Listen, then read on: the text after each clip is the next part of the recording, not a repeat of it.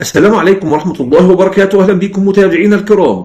مباراة المنتخب المغربي ومنتخب كوستاريكا في الجولة الثالثة من بطولة كأس العالم للسيدات تحت 17 سنة. وقبل ما نتعرف على الموعد والتوقيت والقنوات الناقلة، اللهم صل وسلم وبارك على سيدنا محمد. وما تنساش تدعمنا بلايك والاشتراك في القناة ليصلك كل جديد. وتوقع معنا نتيجة مباراة المنتخب المغربي ومنتخب كوستاريكا في التعليقات أسفل الفيديو. ويحتل منتخب إيطاليا المركز الأول في جدول ترتيب المجموعة برصيد 6 نقاط.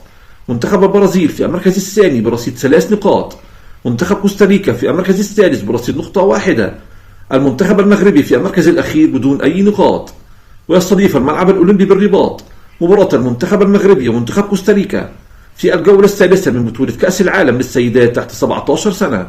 وتنطلق المباراة اليوم الجمعة 24/10/2025 عند الساعة 8 بتوقيت المغرب وتونس والجزائر، 9 بتوقيت ليبيا والسودان، 10 بتوقيت مصر والسعودية والعراق وقطر، 11 بتوقيت الإمارات وسلطنة عمان. وأما عن القنوات الناقلة لمباراة المنتخب المغربي ومنتخب كوستاريكا، المباراة منقولة على قناة الرياضية المغربية الأرضية.